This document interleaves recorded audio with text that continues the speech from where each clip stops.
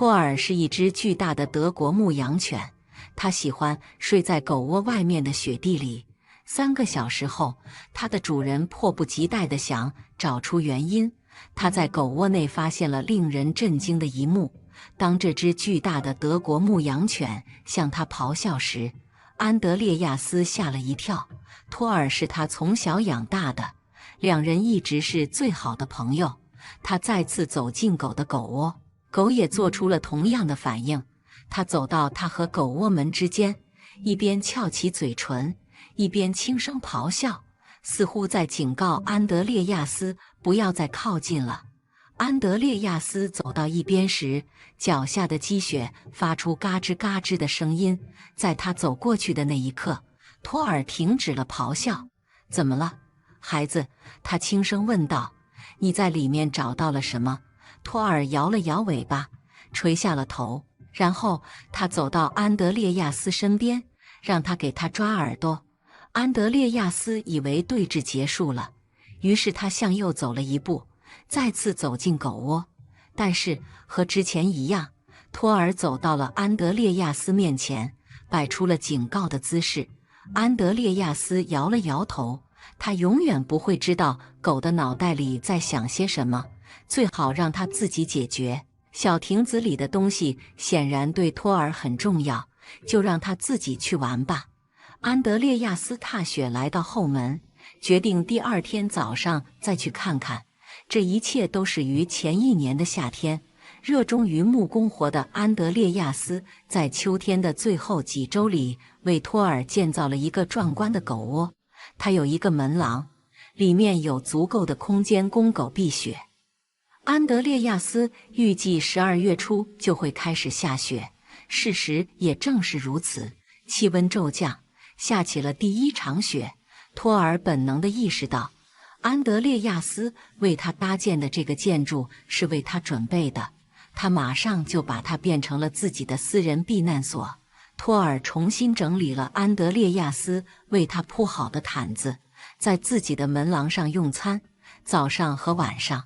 当安德烈亚斯把碗端出来时，在安德烈亚斯看来，托尔是整个马里兰州甚至全美国最被宠坏的狗。那天傍晚，安德烈亚斯透过卧室的窗帘偷看，果然，托尔正躺在他狗窝的门廊上，他的头枕在前爪上，耳朵却竖得高高的，好像在警惕着什么。小雪已经下了大约1个小时。安德烈亚斯临睡前最后一次探出头来，托尔还在狗窝的门廊上。外面很冷，但他一动不动，这真的很奇怪。日出后不久，安德烈亚斯又走到了狗窝前。前1天晚上下的雪给整个庄园铺上了一层白色的地毯，至少增加了2英寸。托尔看到安德烈亚斯时跳了起来，但当安德烈亚斯想越过这只狗走到狗舍门口时，托尔又挡在了他面前。和前1天一模一样。在这之前，德国牧羊犬恳求地看着主人，好像在说：“请不要再试了。”只要安德烈亚斯朝包间入口走动一下，嘴唇就会抬起来，轻声的咆哮也会随之响起。这只狗所做的和他前1天所做的一模一样。他在试图阻止安德烈亚斯看狗窝里的东西。安德烈亚斯完全懵了，他不知道该怎么看待托尔的怪异行为，但他随后想出了一个计划。他轻快地穿过雪地，来到厨房门口。一进门，他就从冰箱里拿出1块生牛排，开始把它切成小块。这是托尔最喜欢的食物。安德烈亚斯确信，这只狗不会拒绝1碗切好的牛排。唯一的挑战就是说服托尔到厨房来吃。拿着碗，安德烈亚斯又走到外面的狗窝前，和刚才一样，托尔跳起来迎接他。安德烈亚斯匍匐在地，对这只狗大惊小怪。然后他从背后拿出碗，让托尔闻了闻。这只狗几乎要跳起来了。没有什么比1碗刚切好的牛排更让他兴奋的了。但是当安德烈亚斯端着碗走开，叫索尔时，狗却坐了下来。这很不寻常，它通常都是在自己的狗窝上吃东西。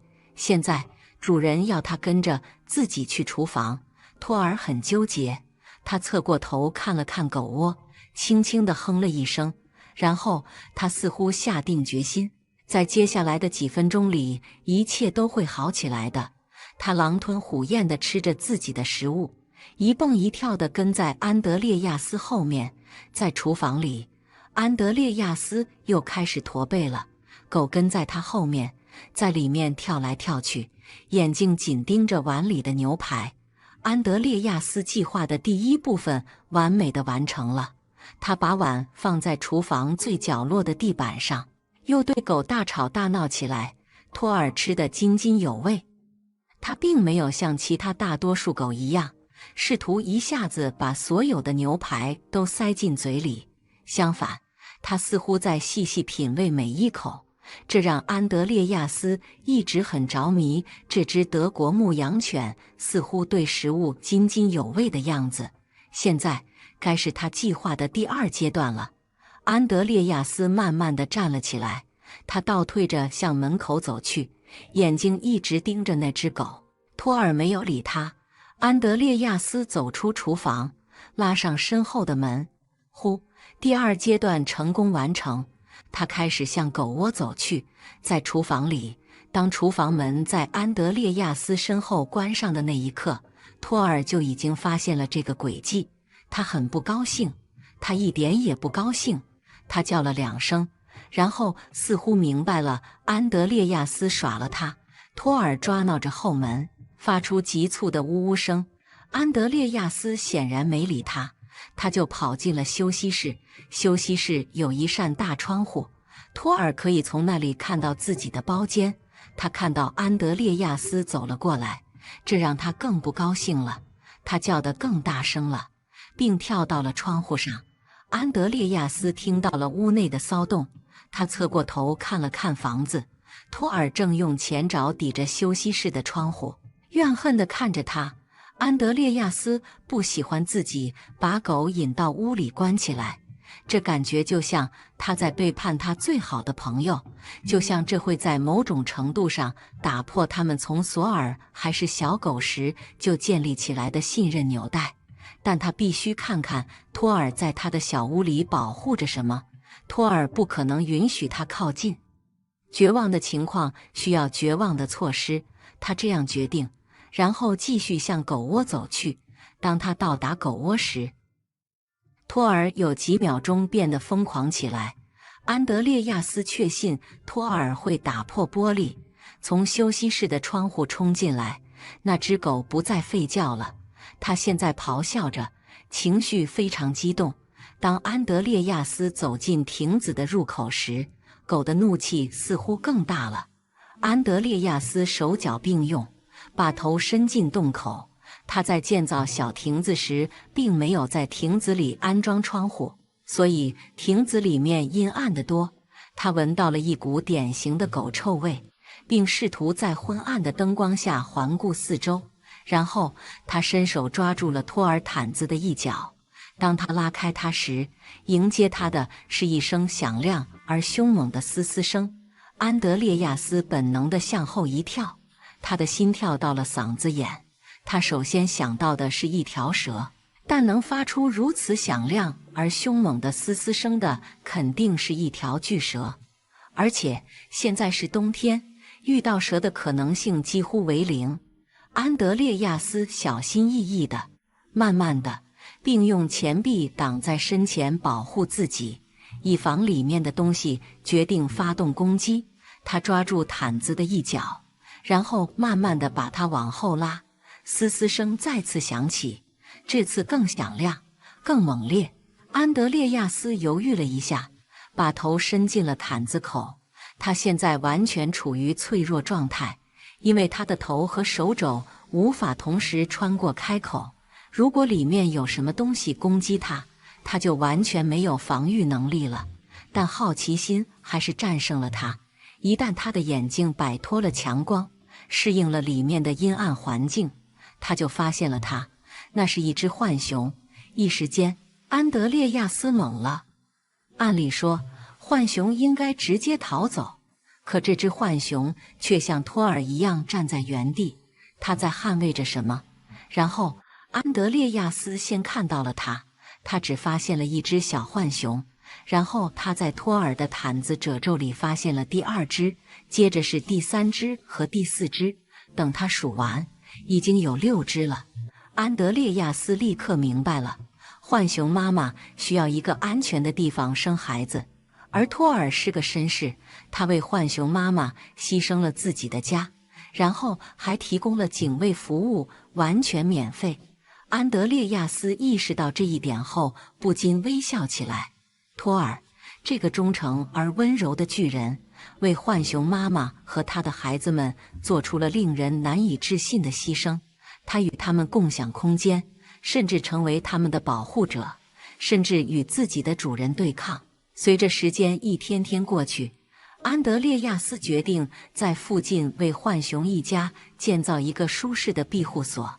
他做了一个舒适的窝，确保浣熊们有一个安全的栖息地。托尔了解情况后，他错了，他必须找出狗去了哪里。但当他发现他在做什么以及为什么在那里时，他立刻打电话给了当局。通常，阿米尔会开着自己的私家车上班，但前一天他的车在维修厂里修理，所以他决定乘坐公共交通去上班。从他第1天乘坐地铁开始，阿米尔就没有料到会看到这样的事情。一只狗和其他人一起在站台上耐心等候，车一停下来就跳进了车厢。除了阿米尔，没有人太在意这只狗发生了什么事。阿米尔注视着站台上的狗，试图在地铁里找到它，但在他们找到狗之前，车就到了阿米尔的站台。不幸的是，他不得不下车去上班。起初，他以为狗只是车厢里漫无目的的游荡者，正在找东西吃，所以他试图忘记这件事。但这并不会是他故事的结局。阿米尔回家时，以为自己再也不会见到那只狗了。但第2天，他得到了生命中的惊喜，狗又一次在地铁站等候着他。而且不仅如此，在接下来的几天里，阿米尔继续看到那只狗自己乘坐地铁。他开始想知道到底发生了什么。这只狗是不是迷路了，被一些乘客喂养了，还是有更严重的问题？并非每一天都一样。在某个场合，阿米尔看到一些人把狗推开，并用一点厌恶地把它从车厢里拉出来。他试图阻止他们，但为时已晚。火车已经离开了站台，可怜的狗留在寒冷的混凝土地上，不停地绕着圈子奔跑。人们走过它身边，没有人注意到这只狗，除了阿米尔。透过窗户，阿米尔看到狗表现得很奇怪，好像迷失了方向。他迷茫地在人群中乱动，等待下一班火车。在阿米尔能做任何事之前，火车就离开了站台。这个男人一直在考虑着如何帮助这只狗，但首先他得再次找到它。他下定决心要揭开这只旅行狗的神秘。第2天，阿米尔带了一些美味的狗粮出门上班。他等在同一个地铁站，没过多久，狗就出现了。它比平常肮脏了一点，但它的棕色背毛是不会错的。狗摇着尾巴接受了食物。阿米尔看到它如此开心，也感到很高兴能帮助这只小狗。但年轻人并不打算就此停止。阿米尔接到电话，告诉他的车已经修好，可以从车库取回。在那时，他决定继续乘地铁上班，直到有机会帮助这只狗。车子可以等待，但谁知道每天早晨这只狗会遇到什么麻烦？阿米尔必须尽快采取行动，弄清这整个故事的真相。他决定打电话给当局，他们把他指引到了当地的动物收容所。当收容所的工作人员听到这个故事时，他们和阿米尔一样感到困惑。起初，团队只想抓住这只狗，试图为它找到一个领养家庭，但这样解决不了它每天去哪里以及为什么的神秘。这意味着可能有人在家等待着这只狗，或者他可能在照顾一只小狗，他们无法确定。所以工作人员转而采取了另一种方式。动物收容所的工作人员决定给狗安装追踪器，以确切地了解它去了哪里。要赢得狗的信任并不容易，但在阿米尔的帮助下，他们成功了。现在，他们所要做的就是等待。追踪器终于激活并安装在了狗身上。当工作人员看到狗去了哪里时，他们不知道该如何反应。他们从未见过这样的情况。当工作人员在1天后检查定位器时，他们简直无法相信，这只狗在城里走了一段非常漫长的路，但没有人知道原因。在接下来的几天里，历史重演，这只狗长时间旅行，然后在晚上回到起点区域。动物收容所的工作人员决定步行跟随这只狗，找出它每天去哪里。这是他无法摆脱的东西，所以他必须行动。这个男人立即发现了宝贵的信息。首先，这只狗的名字叫做波吉，当地人注意到了它，开始拍摄它乘坐地铁、火车甚至渡船的照片。很明显，这只狗非常聪明，它了解公共交通的所有规则，并为乘客下车，等待他们后再进入车厢。当到达地铁和火车站时，如果天气晴朗，波吉会在长凳上等待；而如果天气寒冷或下雨，他会进入车站内。这个男人从未见过像他这样的狗。仔细检查追踪器，动物收容所的工作人员发现，波吉每天大约停留29站，每天行程27到30公里。尽管是一只流浪狗，波吉却是土耳其王牌狗和牧羊犬的混血。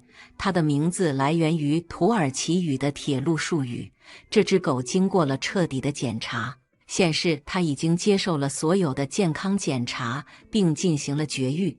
所以，可怜的狗原本是一个家庭的一部分，但现在却成了流浪狗。它旅行很多是为了找到可以获得食物的人和场所。对于这只狗来说，每天都是一次冒险。它受到了许多爱宠它的人们的喂养和珍视。如果这还不够，许多社交媒体账号也被开设，用于追踪上一次波吉被发现的时间。当乘客在旅途中享受与它在一起的时光时，这只狗成为了一种平静的存在，给所有遇到的乘客带来了快乐。所以每个人都帮助这只狗找到了回家的路，并每次看到它时都给予了奖励。自从人们开始关注波吉以来，它已成为了一个网络现象。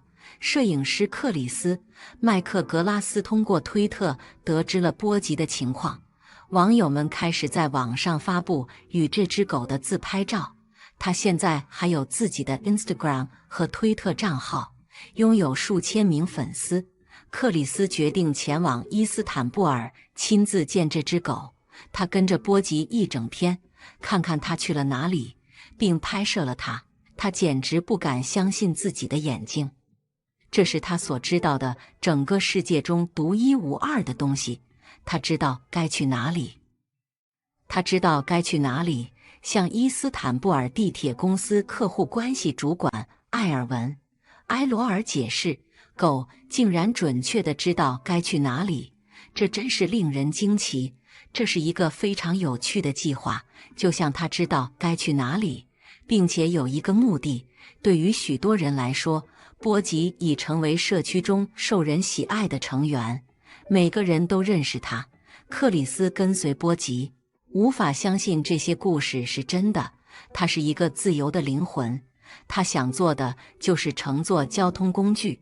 每次他经过一辆公共汽车、面包车或任何交通工具时，他只想上去。克里斯不仅证实了波吉确实每天乘坐公共交通工具行驶多达20英里，而且还发现了更令人难以置信的事情。周末甚至发现波吉在前往王子岛的路上，要到达那里然后回来，波吉必须乘坐1个小时的渡轮。当他登上渡轮时，他知道该去哪里。他朝着阳光的一侧前进。他热爱水。克里斯解释说，当渡轮起航时，他开始朝着波浪吠叫。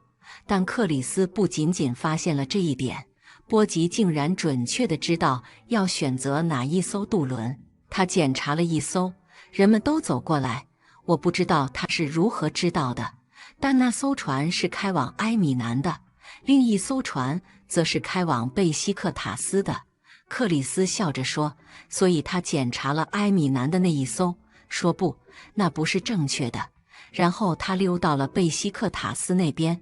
克里斯还发现了波吉的另一个奇特习惯。市政工作者告诉克里斯，波吉似乎欣赏他乘坐的车辆的不同引擎。在渡轮上，他坐在引擎的后面，因为他喜欢震动。克里斯解释说，当他在地铁上时，他坐在轮子下面的位置，就在轮子上方。他总是喜欢坐在上面的感觉，这就是波吉得名的原因。波吉这个名字来自于地铁车厢中位于轮子上方的区域。在铁路术语中，在土耳其，它被称为波吉，土耳其语翻译成波吉。它是一只非常聪明的狗。但一只流浪狗在伊斯坦布尔街头如何找到足够的食物来生存呢？在伊斯坦布尔的街头流浪对于任何动物来说都是危险的。那么是什么让波吉与众不同呢？伊斯坦布尔被称为狗之城，这并非偶然，因为街上有许多流浪狗和流浪猫。但在伊斯坦布尔成为一只流浪狗与在世界其他地方成为一只流浪狗是不同的。伊斯坦布尔市有一个计划保护街头漫游的许多流浪狗，市政府提供食物，还有绝育计划和为所有流浪动物提供紧急援助服务。对于波吉来说，找到足够的食物并不困难。餐厅或家里的角落会放置水和宠物食物碗，所以波吉知道该去哪里。他知道这些区域位置完美。市政府还计划在交通系统上张贴关于波吉的传单，以向人们提供如何与他互动的说明。但伊斯坦布尔的居民对波吉有何反应呢？他走进一家餐厅，有2个男人追着他喊。然后你听到另一家餐厅的老板在喊那些家伙，那是波吉，不要赶走他。克里斯说道，所以他现在绝对是一个名人了。不仅仅是伊斯坦布尔社区的成员在保护他们心爱的宠物，埃尔文和其他市政府员工对这只旅行狗也有一颗软心。自从波吉变得如此出名以后，市政府员工开始定期带他去兽医那里检查，这是帮助他保持良好健康的方式。他们还决定进行行为研究，以验证狗的情况良好，并且他与人类的互动对他和他每天遇到的人没有问题。他们带他去了某种训练营地，并给他一些关注，梳理毛发，接种疫苗。克里斯告诉 CNN 新闻，这对波吉来说是有帮助的。他们观察他的互动，并修好了他的安放项圈，大约花了1个星期。一旦他们确定波吉身体健康，他们就放了他，但不是没有在地铁站中为他建造一个小狗舍。自从人们意识到波吉极其奇怪地乘坐火车四处移动的习惯以来，他已经成为互联网上的全球现象。他在推特和 Instagram 账户上拥有超过79000名粉丝。他的许多粉丝是伊斯坦布尔的通勤者，坐火车时看到了波吉。伊斯坦布尔地铁的艾琳·艾罗说，我会笑一笑，然后把这一刻拍下来。真的，看完以上这个故事，你有什么想法吗？欢迎在评论区分享你的观点。气氛所笼罩。雷利是这家养的一只金毛猎犬，平时总是懒洋洋地躺在露台上，享受着新英格兰印度夏季的阳光，却在今天显得不同寻常。他的耳朵竖起，眼神警觉，仿佛察觉到了什么不对劲的事情。雷利的目光一直停留在皮特森先生的院子那边，那里有一只他熟悉的白色小狗。过去几天，这只小狗总是偷偷穿过围栏，来到雷利的院子里玩耍。雷利已经对它产生了感情，时常守护着它。然而，今天小狗不再像往常那样活蹦乱跳，而是静静地躺在草地上，毫无动静。雷利的敏锐嗅觉也发现了异样，他闻到了一股陌生而刺鼻的气味，仿佛预示着某种危险的到来。雷利的耳朵更加紧张地竖了起来，尾巴低垂，整个身体都透着一股紧绷的感觉。他知道这不是一个普通的午后。雷利的保护本能瞬间觉醒，他开始用鼻子轻轻地推着小狗，试图唤醒它。可无论怎样努力，小狗依旧一动不动。这时，雷利转头望向屋内，似乎在寻找帮助。屋内，埃琳娜·汤姆森正准备着午餐，突然被雷利的不寻常行为吸引。他透过窗户看去，心中升起一股莫名的担忧。他意识到今天的情况不同寻常，雷利似乎感受到了某种无法言喻的威胁。埃琳娜急忙走到门口，打开玻璃门。雷利用急切的步伐向他走来，口中叼着那只小狗，眼神中充满了坚定与焦虑。他没有犹豫，立刻跟着雷利走出了家门，心中隐隐有种不好的预感。雷利并没有停下脚步，带着小狗穿过熟悉的街道，直奔主街上的帕尔默兽医的诊所。埃琳娜知道雷利不会做出这种举动，除非他感受到了某种威胁，而那种威胁现在正悄然逼近。托特包静静地放在他的脚边，埃琳娜开始讲述她5年前从收容所领养雷利的故事。那时她丈夫乔治刚刚去世，收容所特别提到雷利的非凡经历。他曾在中海岸医院的小儿科病房做了3年的治疗犬，还获得了美国犬类俱乐部的好市民认证。雷利接受过特殊训练，能够察觉癫痫发作。埃琳娜静静地看着帕尔默医生进行检查，回忆起收容所对雷利的描述。他记得收容所工作人员提到过，雷利有一种特别的能力，能够感知其他动物的不适，这也是他在成为一只治疗犬的不可或缺的原因。雷利曾在巴尔博儿童医院和中海岸长期护理中心担任治疗犬，帮助了无数需要关爱的动物。初步检查结果显示，小狗并没有明显的伤害，这让帕尔默医生感到困惑。他伸手拿起听诊器，继续仔细检查。小狗的呼吸浅而平稳，心跳正常，大约每分钟100次，符合小型犬的标准。外面，一辆蜂蜜食品的送货车经过，主街上的车轮声打破了诊所的寂静。车影短暂地笼罩了诊所的窗户，而夕阳也悄悄落下，给街道带来一抹温暖的金色光辉。我从事兽医工作已经30年，横跨3个州。帕尔默医生调整了一下眼镜，专心地看着桌上的报告。我学会了相信动物们想要告诉我们的事情。他注意到雷利的目光总是回到小狗的脸部和脖部，那里有一股奇怪而尖锐的气味。这个气味让他想起了自己在密歇根州立大学兽医项目中的经历，可他一时也无法完全确定。这时，诊所的技术员阿曼达从内部实验室拿来了第1轮检测结果。通过新安装的元素分析仪，血液检查结果显示，小狗并没有常见的疾病，小狗的体温正常， X 光也没有发现骨折或明显的异常。随着每一项检查结果的出来，帕尔默医生的困惑越来越深，但小狗依然在加热的检查台上没有任何反应。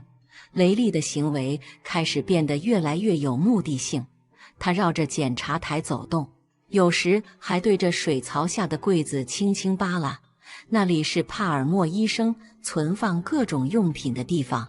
雷利的这些行为引起了正在诊所实习的陈医生的注意。他曾在托福大学兽医学院做过研究，研究过狗的智力和环境危险。在他眼中，雷利的行为似乎很熟悉。随着夕阳西下，诊所的墙壁被染成温暖的橙色，神秘的气氛也渐渐浓厚。透过窗户，他们看到街对面的野餐面包店里，顾客们提着纸袋，里面装着新鲜出炉的面包。收容所的工作人员也即将下班。埃琳娜曾让阿曼达联系收容所，询问有关这只流浪小狗的情况，但大家心中都有一种预感，这个案件不会是简单的走失宠物找回家的故事。当街对面的建筑物上闪烁着6:45的数字时，雷利的行为变得更加急切。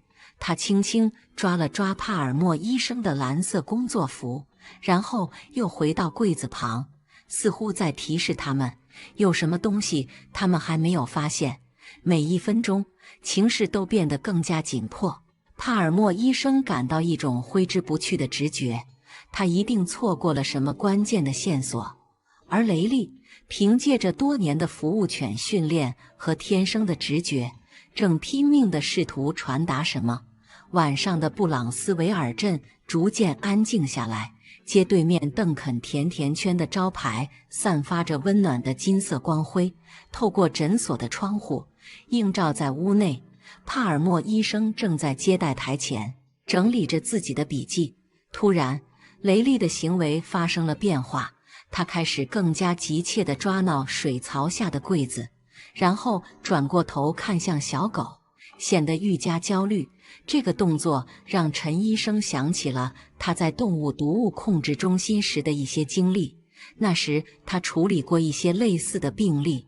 帕尔默医生，陈医生沉思着，拿出手机查看毒物数据库。雷利的行为让我想起了我在动物毒物控制中心时遇到的病例。经过训练的服务犬在检测家用毒素方面非常精准，这也是雷利可能在新英格兰服务犬训练中学到的技能。毒素的提法让埃琳娜想起了今天早些时候的一个细节。她记得皮特森先生在他家花园里撒了一种他称之为宠物安全的除草剂，那种刺鼻的气味让雷利非常敏感。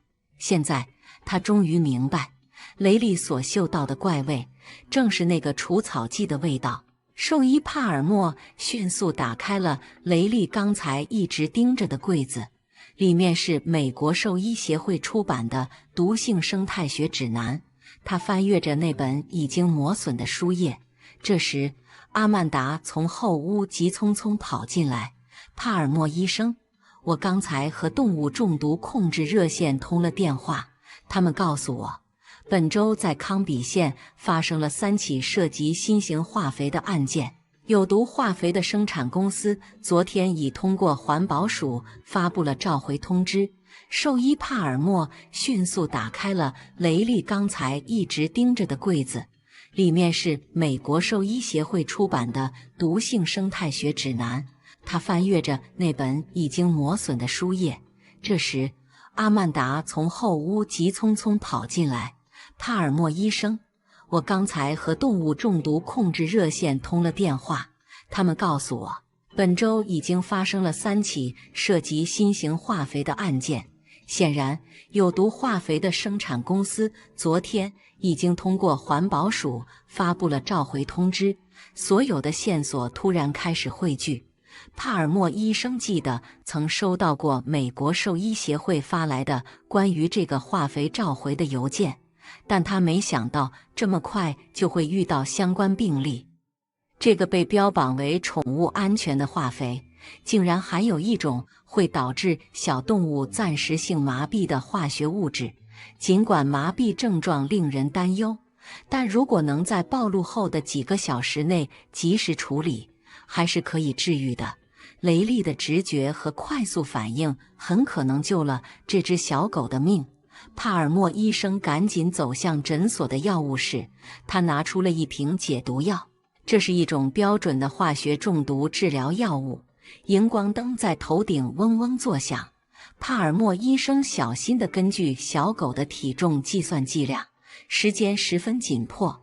透过窗户，他们看到第一教堂塔尖上的大钟开始敲响。随着天色渐晚，主街上的人流逐渐稀少，附近的餐馆也几乎清空。最后一声从远处传来的火车汽笛声打破了寂静。诊所内部，团队配合默契，工作的精确而专注。帕尔默医生正在给小狗注射解毒药，而陈医生则在使用触摸监视器，密切监测小狗的生命体征。手术室墙上的时钟稳步走动，时针每转一圈，都提醒着他们时间的宝贵。阿曼达记录下病历细节，为将来的报告做准备。同时，他还通过共享的兽医信息网络数据库，联系了附近其他兽医诊所，提醒他们注意类似病例。当地警察局的动物控制官员也来到了诊所，准备记录流浪小狗的事件，并将这起事故加入了与召回产品相关的病例清单中。埃琳娜坐在候诊室里，她透过墙上的电视观看新闻报道，不禁感叹：雷利作为服务犬的背景和天生的保护本能是如何将它们带到了这里。他在新英格兰服务犬训练中接受的训练，原本是为了检测人类健康问题，却意外地帮助他准备好了应对这一刻。随着时钟的数字跳到晚上7点半，团队依然在紧张地观察，知道接下来的几分钟至关重要。雷利的非凡举动不仅揭示了小狗病情的根本原因，还暴露了一个更广泛的公共安全问题，影响着新英格兰地区的宠物主人。这个故事很可能会成为当地新闻的头条，而波特兰新闻已经开始要求了解这次召回事件的最新进展。时间一分一秒的流逝，第一道曙光出现了。小狗的耳朵微微抽搐。帕尔默医生已经见过无数类似的病例，但这次他心中升起一丝希望。雷利的尾巴轻轻摇动，仿佛比任何人都早感知到了小狗状态的变化。在检查室内，四周的墙壁映照着来自对面药店的蓝色灯光，团队成员们紧张地注视着小狗的变化。随着解毒药逐渐起效，小狗的呼吸变得更加有力。触摸监视器清晰地记录下每一次呼吸的变化。陈医生仔细观察着这些数据，连晚上来清理的服务人员也停下了手中的工作，通过玻璃门观看着这一切。波士顿地区办事处会需要完整的报告。帕尔默医生一边在戴尔笔记本电脑上仔细记录下小狗的每个变化，一边说道：他已经收到了来自波兰地区其他兽医诊所的3封邮件，报告了类似的病例。美国宠物毒物控制中心已更新了他们的国家数据库，指出布朗斯维尔的这一案例为毒性化肥影响的早期发现。到了晚上8点，小狗已经显现出明显的康复迹象，它的小身体开始恢复正常的运动，眼睛闪动着，亮晶晶的棕色瞳孔立刻对准了雷利。那只从未离开检查台的老猎犬发出轻柔的呜咽声，仿佛在对小狗表示认同。埃琳娜擦去眼角的泪水，感动于雷利的奉献精神。阿曼达刚刚把病历详细信息上传到兽医信息网络，随后带来了一些狗粮。收容所打来电话了，他边看着手机边宣布：他们会派人来从康比县动物服务中心接走我们的小病人。他顿了一下，目光扫向埃琳娜。不过，他们提到最近从刘易森的一个动物收容案件中接手了大量的救援工作，忙不过来了。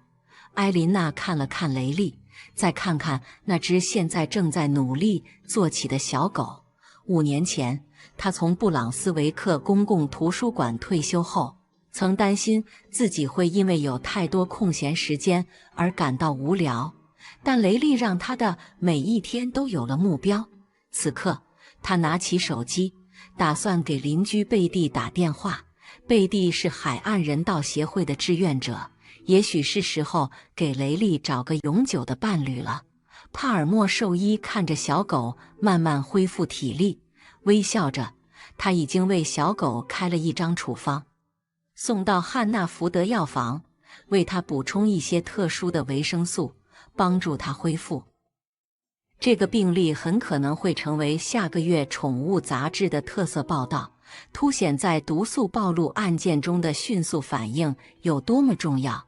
更重要的是，这也将强调狗狗天生的本能和正确训练相结合，如何能在关键时刻挽救生命。外面，最后一批顾客正在从吉洛特菲斯科离开，声音在凉爽的晚风中传来。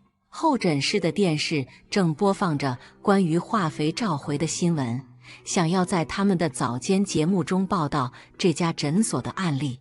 然而，在检查室内，这些似乎都不重要了。雷利轻轻地碰了碰已经清醒的小狗，尾巴稳稳地摇动着。1个星期后，布朗斯维克时报刊登了一篇关于这一事件的特写报道。文章详细讲述了这一病例如何促成了环保署的化肥产品全国召回，可能挽救了无数其他宠物的生命。这个故事甚至吸引了今日秀的关注，他们为雷利制作了一个好消息的片段，但雷利对这一时刻的名声似乎毫不在意。每天早晨，他和斯科特都会在水晶湖公园散步，而艾琳娜则会停下来，去当地的邓肯甜甜圈店找店员要些零食。挂在帕尔默兽医候诊室里的一幅红木框文章，成了提醒人们，有时最非凡的英雄，往往就在普通的地方，像一只有着灰白毛发的退休治疗犬。它凭借天生的本能和训练，知道在最关键的时刻该怎么做。随着秋天的到来，布朗斯维克迎来了新英格兰四季的色彩和来自野外面包店的南瓜香料味。雷利和斯科特经常在埃琳娜的院子里玩耍，院子的栅栏已经由本地承包商修复好，而彼得森先生也开始采纳由缅因州合作扩展机构推荐的有机种植方法。雷利的救援故事不仅改变了一个生命，他还提醒了整个社区人与四足伙伴之间的非凡纽带。感谢您收看今天的故事，如果您喜欢这个视频，请点赞并分享，欢迎在评论区留下您的看法，别忘了订阅我们的频道，我们下个视频见。